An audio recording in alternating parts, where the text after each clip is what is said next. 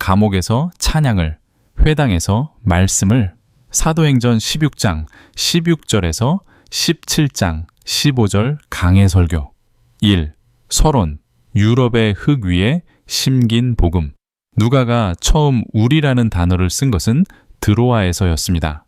마케도니아 환상을 본 직후 바울과 실라가 배를 타고 유럽 땅으로 건너가는 그 장면에서 사도행전의 저자는 더 이상 그들이라고 쓰지 않습니다. 우리가 배를 타고라고 씁니다. 누가 자신이 그 배에 타고 있었습니다.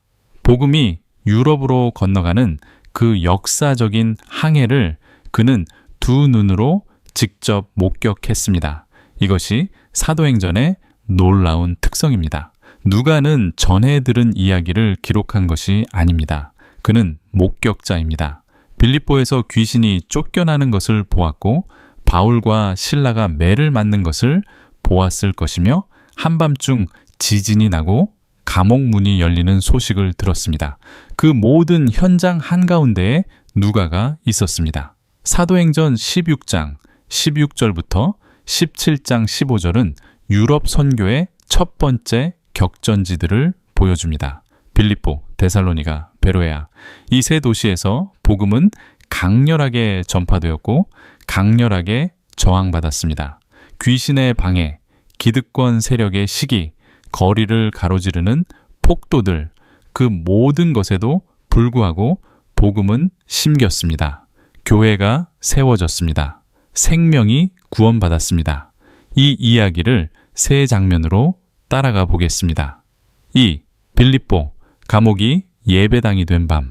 사도행전 16장 16절에서 40절.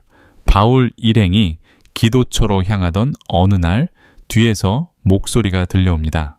귀신 들린 여종이었습니다. 그녀는 날마다 바울 일행을 따라다니며 외쳤습니다.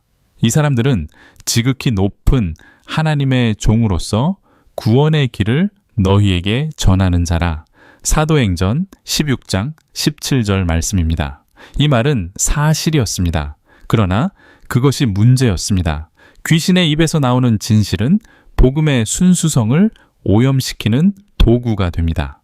예수께서도 귀신이 자신을 하나님의 거룩한 자라 불렀을 때 즉각 잠잠하게 하셨습니다. 복음은 귀신의 보증이 필요하지 않습니다. 바울은 여러 날의 인내 끝에 예수 그리스도의 이름으로 그 귀신을 쫓아냅니다. 수익이 끊어진 자리에서 분노가 시작됩니다. 귀신이 떠나는 순간 여종의 주인들은 그녀가 더 이상 점을 칠 수 없다는 것을 깨달았습니다. 신학적 분노가 아니었습니다. 경제적 분노였습니다. 수익이 끊어진 것입니다. 그들은 바울과 실라를 광장으로 끌고 가서 관리들 앞에 고발합니다. 이 사람들이 성을 요란케 하고 로마 사람인 우리가 받지도 못하고 행하지도 못할 풍속을 가르친다. 종교적 언어로 포장했지만 본질은 이권 다툼이었습니다. 재판은 없었습니다. 군중의 함성이 재판을 대신했습니다. 바울과 실라는 옷이 찢기고 매를 맞은 뒤 깊은 감옥에 던져졌습니다. 발은 착고에 채워졌습니다. 유럽 선교의 두 번째 밤이 그렇게 시작되었습니다. 한밤중 감옥이 예배당으로 바뀝니다. 그 밤 자정 무렵 감옥 안에서 소리가 새어나옵니다. 신음소리가 아니었습니다. 찬양이었습니다. 바울과 실라가 기도하며 하나님을 찬양했다고 누가는 기록합니다. 등이 찢기고 발이 묶이고 밤의 냉기가 스며드는 그 돌바닥 위에서 피가 굳어가는 상처 속에서 찬양은 상황이 좋을 때 나오는 반응이 아닙니다. 상황 너머를 보는 사람에게서 나오는 선택입니다. 바울과 실라의 찬양은 감정이 아니라 믿음에서 흘러나왔습니다. 그 찬양이 하늘에 닿은 순간 땅이 흔들렸습니다. 큰 지진이 일어나 감옥터가 움직이고 문이 열리고 족쇄가 풀렸습니다. 잠에서 깨어난 간수는 감옥 문이 열린 것을 보고 칼을 뽑았습니다. 죄수를 놓친 간수에게는 사형이 기다리고 있었습니다. 자신의 손으로 죽는 것이 낫겠다고 판단하는 순간 내 몸을 상하지 말라 우리가 다 여기 있노라. 어두운 감옥 안에서 바울의 목소리가 울렸습니다. 도망치지 않았습니다. 문이 열렸어도 족쇄가 풀렸어도 그들은 그 자리에 있었습니다. 간수는 뛰어들어와 바울과 실라 앞에 엎드렸습니다. 그리고 묻습니다. 선생들이여, 내가 어떻게 하여야 구원을 받으리이까? 그것은 가장 절박한 질문이었습니다. 바울의 대답은 짧았지만 영원했습니다. 주 예수를 믿으라. 그리하면 너와 내 집이 구원을 받으리라. 31절입니다. 그 밤 간수가 두 사람의 상처를 씻겨 주었습니다. 그리고 그와 온 집안이 세례를 받았습니다. 탁제 음식이 차려졌습니다. 간수의 집에서 기쁨의 소리가 울렸습니다. 몇 시간 전까지 죄수를 가두던 그 공간이 이제 새 생명이 태어나는 자리가 되었습니다. 로마 시민권, 복음을 보호하는 지혜. 다음 날 아침 관리들은 바울과 실라를 조용히 내보내려 했습니다. 그러나 바울은 움직이지 않았습니다. 로마 시민을 재판 없이 공개적으로 매질한 것을 조용히 덮을 수 없다고 했습니다. 이것은 명예 회복을 위한 요구가 아니었습니다. 바울이 지키려 한 것은 빌립보에 세워질 교회였습니다. 로마 시민이었던 바울이 부당하게 처벌받았다는 사실은 앞으로 교회를 향한 불법적 박해를 막는 법적 방패가 될 수 있었습니다. 성령은 바울에게 신학적 지혜만이 아니라 세상의 법과 구조를 복음의 울타리로 활용하는 실천적 지혜도 주셨습니다. 3. 데살로니가 시기심과 복음의 충돌. 사도행전 17장 1절에서 9절. 빌립보를 떠난 바울과 실라는 암비볼리와 아볼로니아를 지나 데살로니가에 도착합니다. 마케도니아의 주요 도시였습니다. 바울은 이곳에서도 회당을 먼저 찾아갑니다. 그것이 그의 방식이었습니다. 먼저 유대인에게 그리고 이방인에게 3주의 논증, 고난받는 메시아. 바울은 3주 동안 회당에서 성경을 펼쳤습니다. 설교가 아니었습니다. 논증이었습니다. 그는 토론하고 설명했습니다. 성경을 강론하며 뜻을 풀어주었습니다. 그의 핵심 주장은 이것이었습니다. 그리스도는 반드시 고난을 받고 죽은 자 가운데서 살아나야 한다. 그리고 그 그리스도가 바로 예수다. 이것은 당시 유대인들에게 낯선 선포였습니다. 그들이 기다리던 메시아는 로마를 몰아내는 정치적 왕이었습니다. 칼을 들고 승리하는 다윗의 후손. 그러나 바울은 이사야 53장을 열었습니다.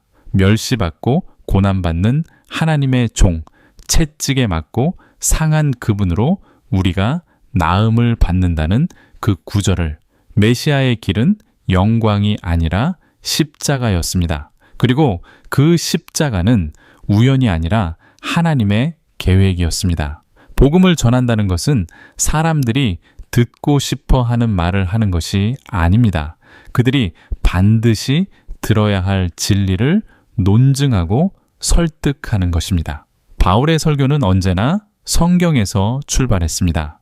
엇갈린 반응, 시기심과 믿음, 3주의 논증 끝에 반응이 갈렸습니다. 일부 유대인들과 경건한 헬라인 무리와 적지 않은 귀부인들이 바울의 말을 따랐습니다. 그러나 대다수 유대인들의 반응은 달랐습니다.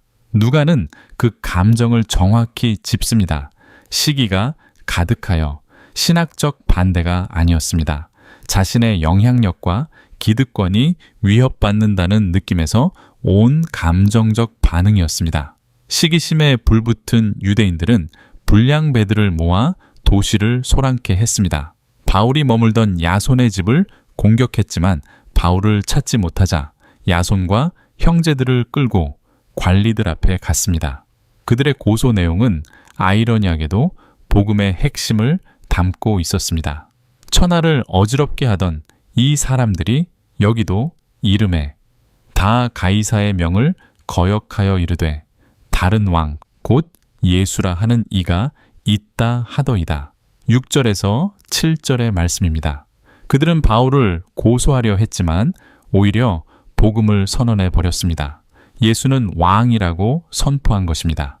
가이사보다 크신 왕, 온 세상을 죄에서 구원하시는 왕, 복음을 막으려던 자들의 입에서 복음의 핵심이 터져 나온 것입니다. 야손과 형제들은 보석금을 내고 풀려났습니다. 바울과 실라는 안전을 위해 그날 밤 몰래 데살로니가를 떠나야 했습니다. 급작스러운 이별이었습니다. 훗날 바울이 데살로니가전서를 쓰며 성도들을 향한 그리움과 안타까움을 쏟아낼 때 그 배경에는 바로 이 밤의 이별이 있었습니다. 4. 베로야, 말씀을 상고하는 사람들. 사도행전 17장 10절에서 15절. 데살로니가에서 쫓겨난 바울과 실라는 남서쪽으로 발길을 돌렸습니다. 약 80km. 비교적 조용한 도시였습니다. 바울은 이곳에서도 회당을 찾았습니다. 그리고 여기서 전혀 다른 청중을 만납니다. 유게네스테로이, 고귀한 마음을 가진 사람들. 누가는 베로야 사람들을 묘사하기 위해 특별한 단어를 선택했습니다. 유게네스테로이라는 그리스어 단어는 원래는 고귀한 혈통이라는 뜻이지만 여기서는 편견 없는 고상한 성품을 가리킵니다. 데살로니가 사람들이 시기심으로 복음 앞에 문을 닫았다면 베로야 사람들은 열린 마음으로 복음에 다가갔습니다. 그러나 베로야의 고귀함은 맹목적인 수용이 아니었습니다. 그들은 바울의 말을 들으면서도 곧바로 성경을 펼쳤습니다. 이것이 그러한가 하고 날마다 성경을 상고했습니다. 상고하다는 헬라어 단어는 법정에서 증거를 철저히 신문한다는 뜻입니다. 그들은 바울의 가르침을 감정적으로 받아들인 것이 아니라 구약의 예언과 대조하며 검증했습니다. 참된 신앙은 열린 마음과 검증하는 지성이 함께 작동할 때 만들어집니다.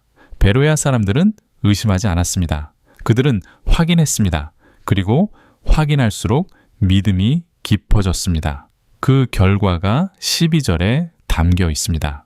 그 중에 믿는 사람이 많고 또 헬라의 귀부인과 남자가 적지 아니하였다.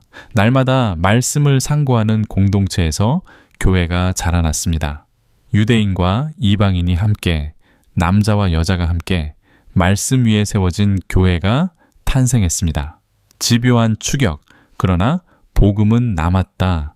그러나 베로야의 평화는 오래가지 못했습니다.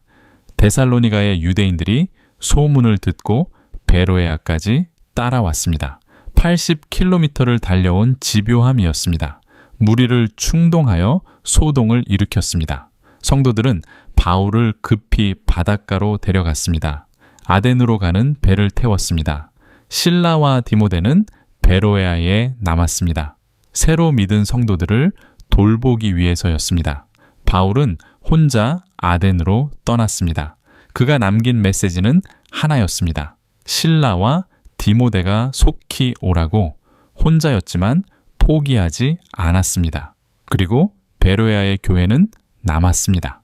추격자들이 왔어도, 사도가 떠나도 날마다 말씀을 상고하던 사람들이 세운 교회는 흔들리지 않았습니다. 복음은 그렇게 심겼습니다. 격렬하게 저항받으면서도 깊이 새겨졌습니다. 결론, 오늘 우리에게 묻는 세 가지, 빌립보에서 베로야까지 이 세 도시의 이야기는 하나의 진리를 향해 수렴됩니다. 복음은 인간의 힘으로 막을 수 없다는 것입니다. 귀신도, 기득권도, 폭도도, 추격도, 어느 것도 복음을 멈추지 못했습니다. 이 이야기는 그 진리를 보여주기 위해 기록되었습니다. 첫째, 고난은 하나님이 버리신 증거가 아니다. 바울과 실라는 성령의 인도를 따라 유럽에 왔습니다. 그리고 매를 맞았습니다. 감옥에 갇혔습니다. 그들은 뭔가 잘못한 것이 있었을까요? 아닙니다. 순종한 사람들에게도 고난이 왔습니다. 그러나 그 감옥에서 간수의 가정이 구원받았습니다. 만약 그들이 감옥에 갇히지 않았다면 그 간수는 자살했을 것입니다. 그 가정은 복음을 듣지 못했을 것입니다. 우리의 고난이 하나님의 실패처럼 느껴질 때 빌립보의 한밤중을 기억하십시오. 찬양이 터져 나오는 그 감옥을 하나님은 그 자리에 계셨습니다. 우리의 고난 안에도 계십니다. 둘째, 위기는 하나님의 기회다. 간수에게 감옥의 문이 열린 것은 재앙이었습니다. 그러나 그 재앙이 구원의 문을 열었습니다.